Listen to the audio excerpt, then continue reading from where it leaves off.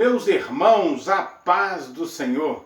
Eu sou o evangelista Adair Ferreira, da Igreja Evangélica Assembleia de Deus em Pancas, e eu estou passando para trazer a você uma mensagem de fé e uma mensagem de esperança da Palavra de Deus.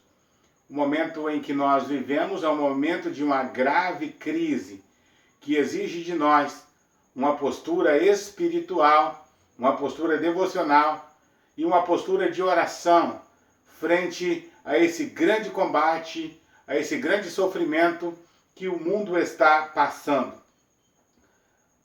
Países do mundo inteiro estão sofrendo com essa grave crise.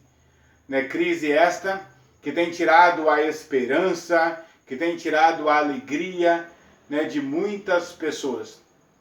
A palavra de Deus que eu venho trazer ao seu coração hoje está no livro de Abacuque, no capítulo 3, e os versículos 17 a 19, a parte A, que diz o seguinte: Porquanto ainda que a figueira não floresça, nem haja fruto na vide, o produto da oliveira minta, e os campos não produzam mantimento, e as ovelhas da malhada sejam arrebatadas, e nos currais não haja vaca.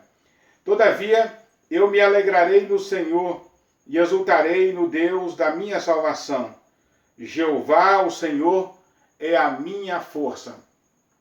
O profeta Abacuque, ele profetizou em um momento em que o reino caldeu, os babilônicos, estavam na iminência de invadir a nação de Judá, levá-los cativo, conforme ocorreu a partir do ano 606, 605 ou 606 a.C., culminando com a destruição total em 586, também antes de Cristo.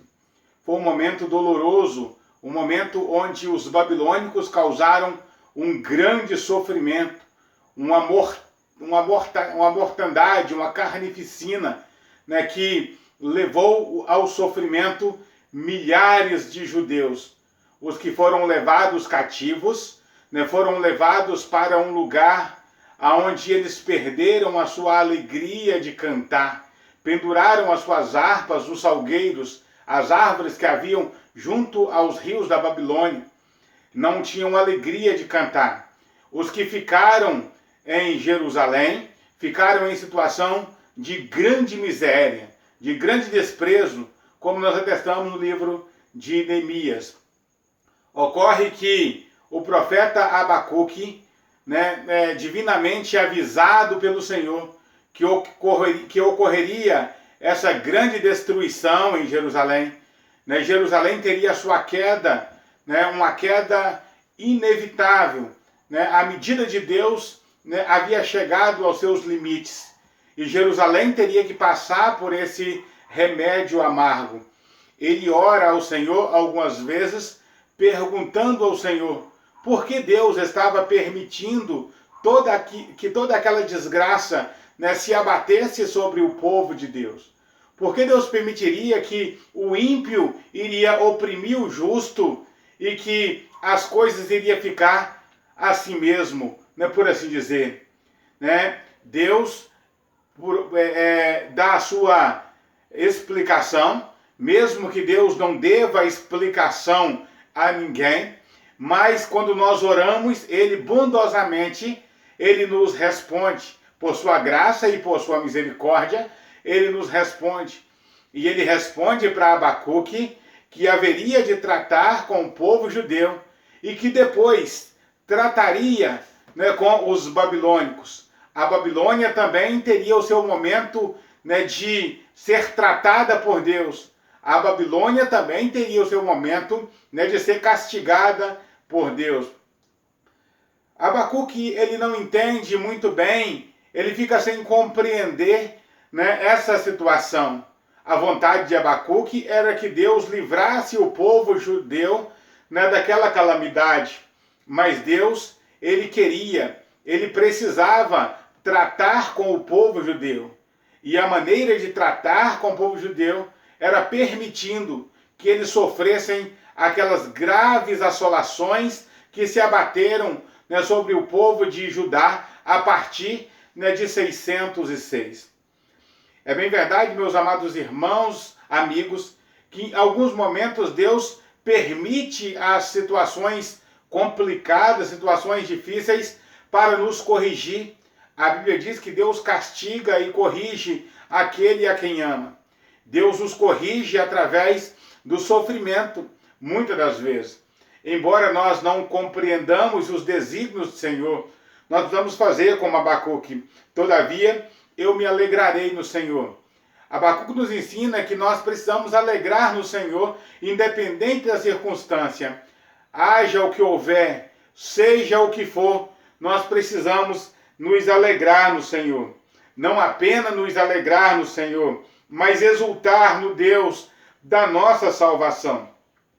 O profeta Abacuque, ele diz: porquanto, ainda que a figueira não floresça, e que ainda que não haja fruto na vide, e ainda que o produto da oliveira minta e os campos não produzam, ou seja, ainda que eu entre em uma situação de calamidade econômica profunda, gerando a fome, gerando situações desastrosas, gerando a pobreza, gerando situações as mais adversas possíveis.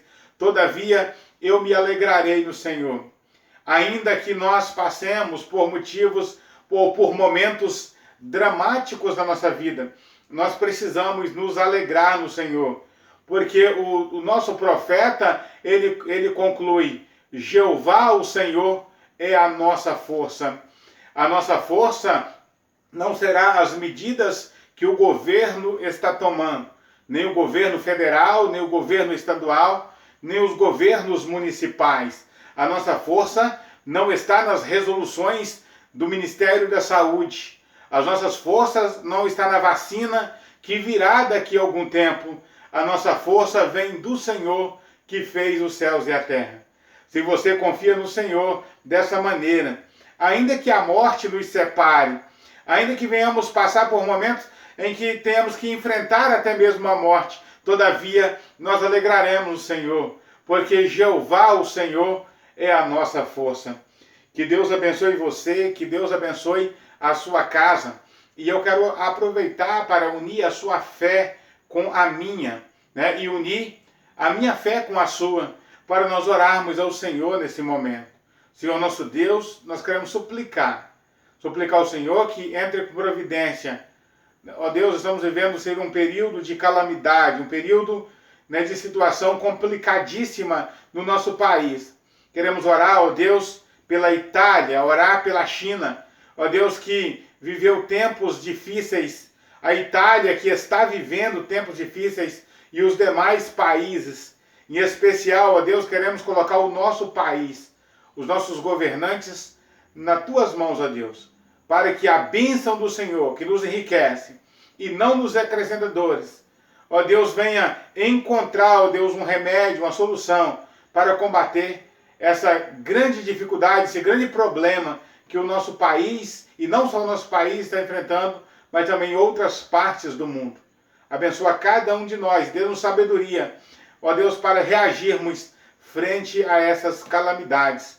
É o que nós suplicamos a Ti, agradecidos, em o nome de Jesus. Amém. Até um próximo vídeo, se Deus quiser.